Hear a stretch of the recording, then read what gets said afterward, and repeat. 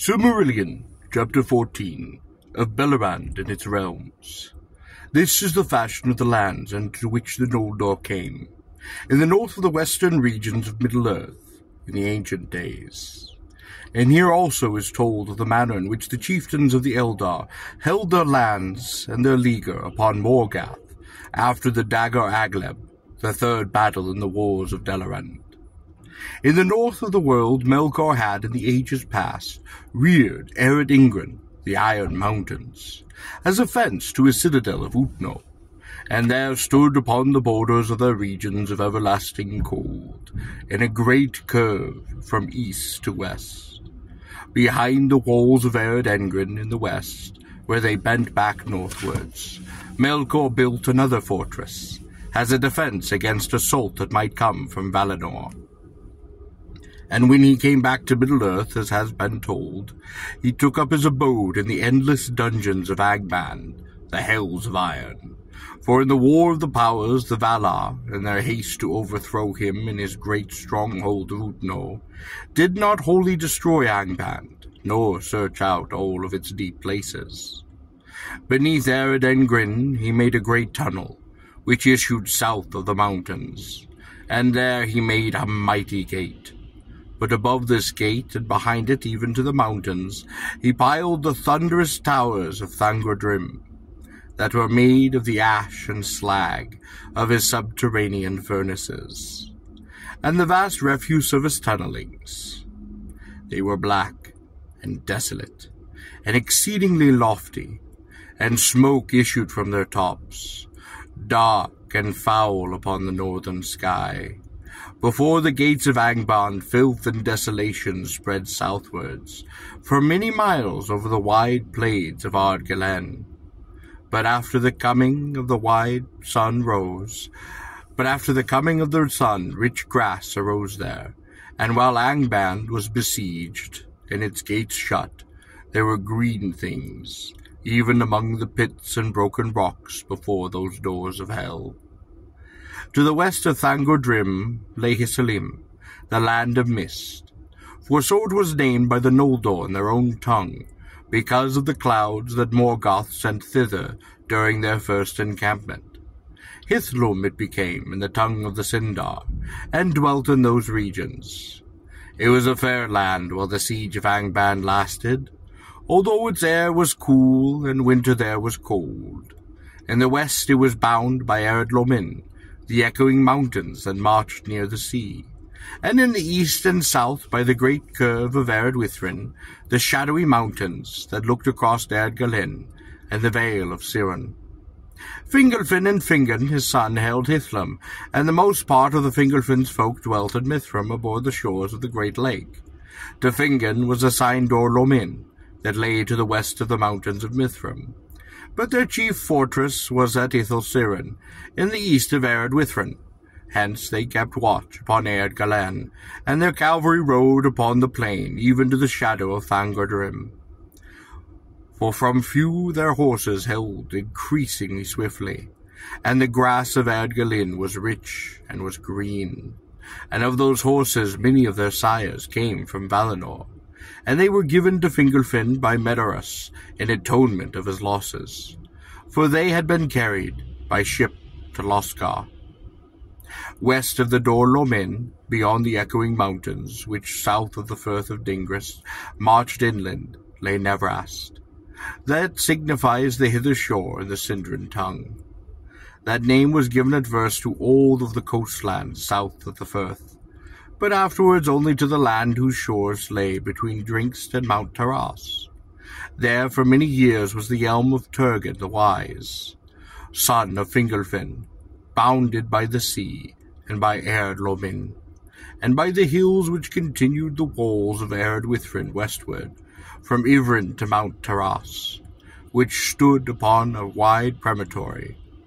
By some, Nevrast was held to belong rather to Beleraind than to Hithlum, for it was a milder land, watered by the wet winds from the sea, and sheltered from the cold north winds that blew over Hithlum. It was a hollow land, surrounded by mountains and great coastal cliffs, higher than the plains behind, and no river flowed thence. And there was a great mare in the midst of Neverest, with no certain shores, being encircled by wide marshes. Linevin was the name of that mare, because of the multitude of birds that dwelt there, of such as love tall reeds and shallow pools. At the coming of the Noldor, many of the grey elves lived in Neverest, near to the coasts, and especially about Mount Taras in the southwest. For to that place Ulmo and Ose had been wont to come in days of old. All that people took Turgon for their lord, and the mingling of the Noldor and the Sindar came to pass soon there, and Turgon dwelt along in those halls that he named Vinyamar, under Mount Taras beside the sea. South of Ardgalen, the great highland named Dorthanon stretched by 60 leagues from west to east. A great pine forest it bore, especially upon its northern and western sides. Gentle slopes from the plain it rose to a bleak and lofty land, where lay many a tarn, at the feet of bare tors, whose heads were higher than the peaks of Erdwithrin. But southward, where it looked towards Dorath, it fell suddenly into dreadful precipices. From the northern slopes of Dorthadonion, Angron and Agnor, sons of Finifin, looked out over the fields of Erdgalen, and were the vassals of their brother Finrod, lord of Nogathrond. The people were few, for the land was barren, and the great highlands behind were deemed to be a bulwark that Morgoth would not lightly seek to cross. Between Dorthanon and the shadowy mountains there was a narrow vale, whose sheer walls were clad with pines. But the vale itself was green, for the river Siren flowed through it, hastening towards Beleraind. Finrod held the pass of Siren, and upon the isle of Tal Saran in the midst of the river he built a mighty watchtower, Minas Tirith. But after Nargothrond was made, he committed that fortress mostly to the keeping of Ordoroth, his brother. Now the great and fair country of Beleraind lay on either side of the mighty river Siren, renowned in song, which rose at Ethel-Siren and skirted the edge of Ardgalen, ere he plunged through the pass, becoming ever fuller with the streams of the mountains.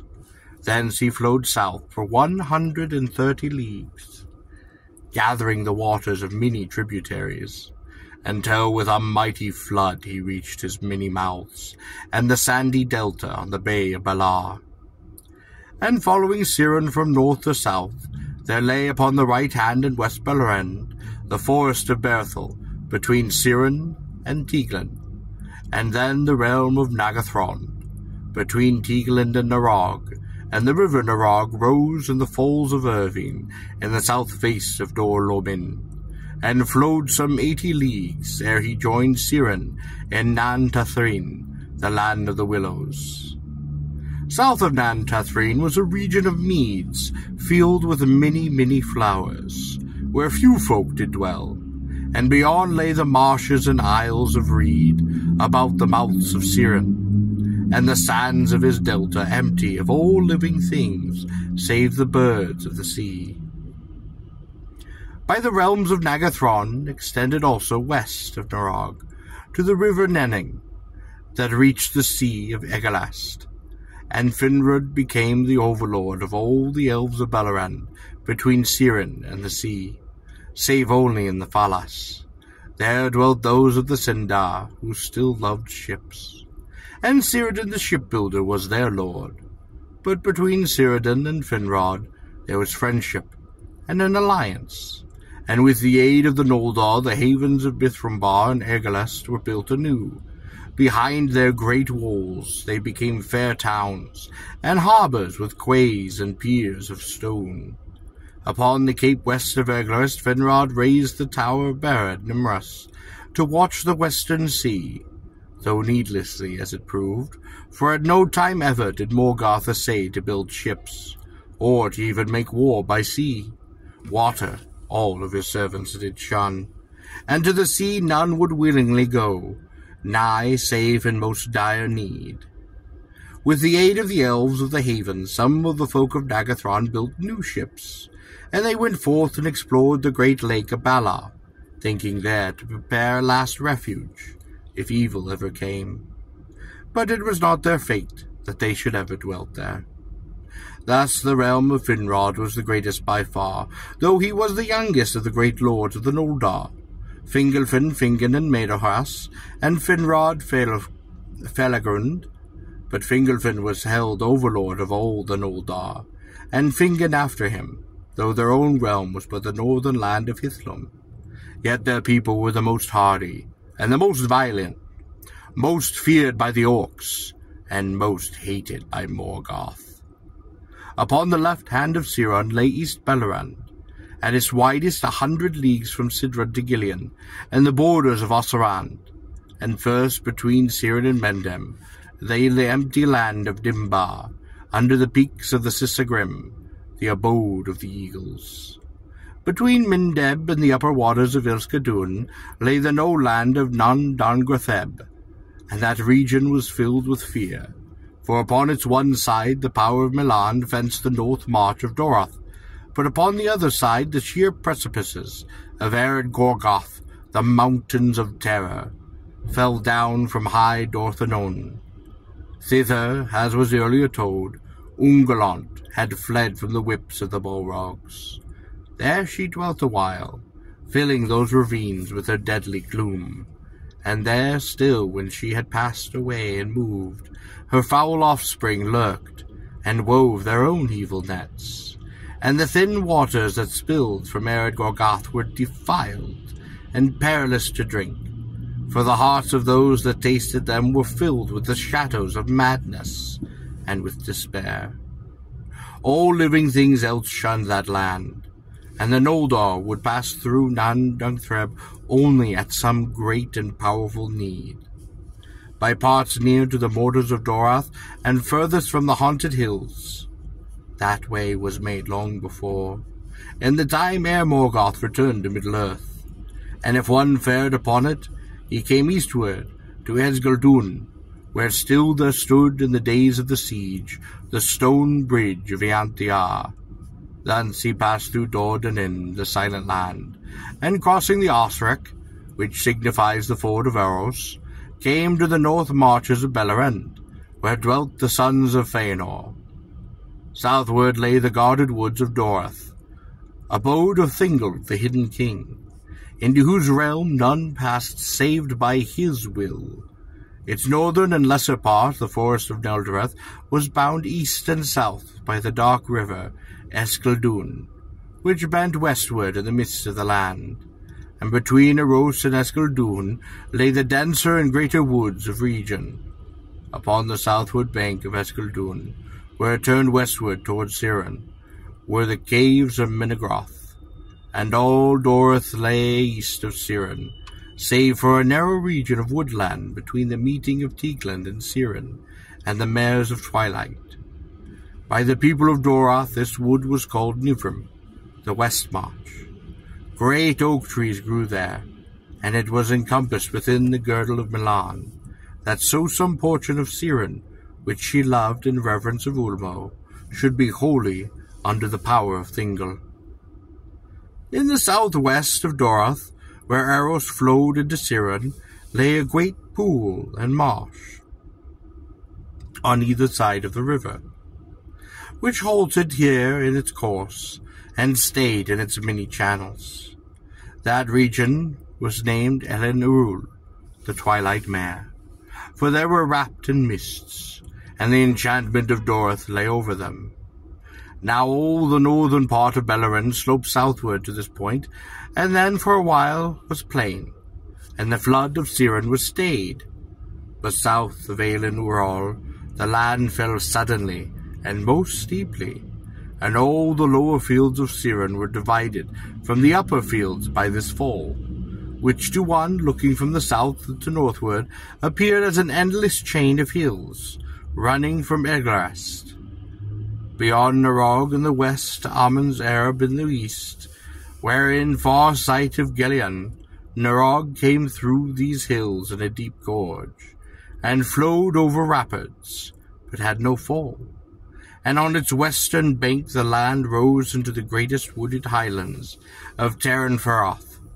And the west side of this gorge, where the short and foaming stream Ringvill tumbled headlong into Narog from the high Feroth, Finrod established Nagathron.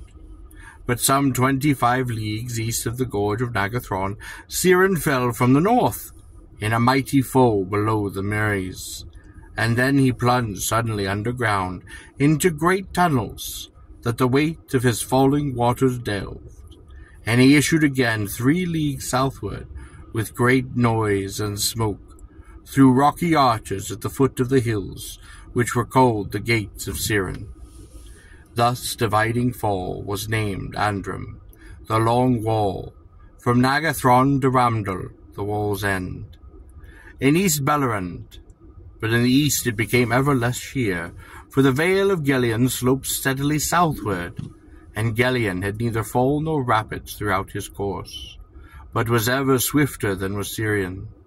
Between Ramdal and Gelion there stood a single hill of great extent, and gentle slopes, but seeming mightier than it was, for it stood alone, and that hill was named Amon Arab.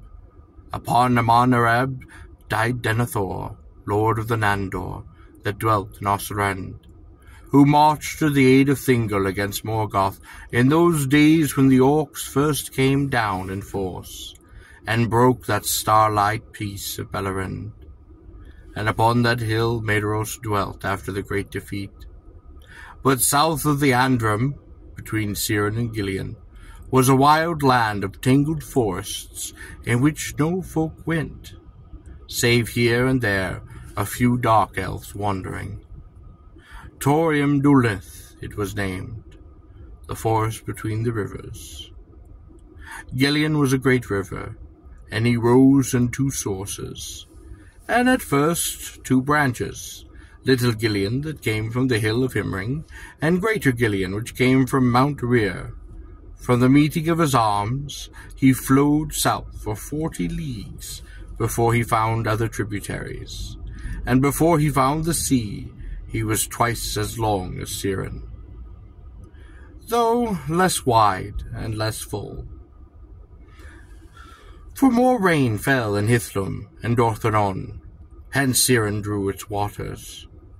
Then in the east, from Ered Lurin flowed the 6 tributaries of Gelion, Askar, that was named Rothorlorel, Thalos, Laglin, Belthor, Delwyn, and Undrog, swift and turbulent streams, falling steeply from the mountains.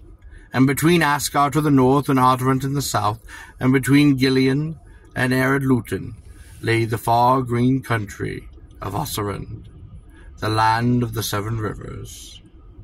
Now, at a point nearly midday, in its course the stream of Ardrent divided, and then joined again, and the inland that was waters enclosed was named Torgolen, the Green Isle.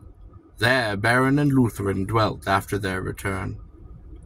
In Osserand dwelt the Green Elves of the protection of their rivers, for after Siren Ulmo loved Gelion above all the waters of the western world. The woodcraft of the elves of Osserand was such that a stranger might pass through their land from one end to the other, and see not a one of them. They were clad in the green in spring and summer, and in the sound of their singing could be heard even across the waters of Gelion. Wherefore the Noldor named that country Linden, the land of music, and the mountains beyond they named Eredlinden, for they first saw them from Osserand. East of Thorthonion, the marches of Beleraind were most open to attack, and only hills of no great height guarded the vale of Gelion from the north.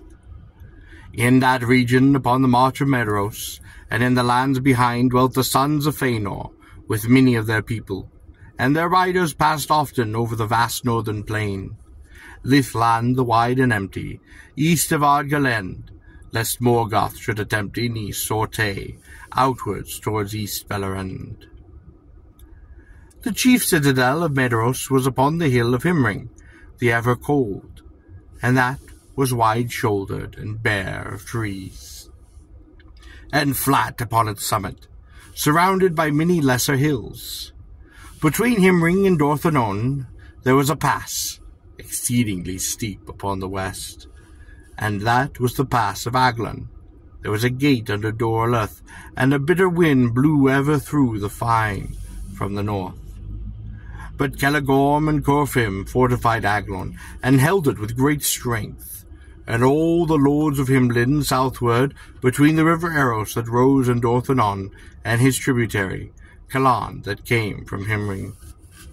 Between the arms of Gileon was the ward of Maglar, and here in one place the hills failed altogether. There it was that the orcs came into East Beleraind before the third battle. Therefore the Noldor held strength of cavalry in the plains at that place, and the people of Cairnathor fortified the mountains in the east of Magar's Cap.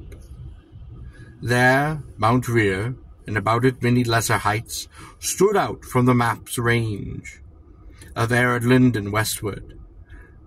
And in that angle between Aer and Eredlundun there was a lake, shadowed by mountains on all sides, save the south.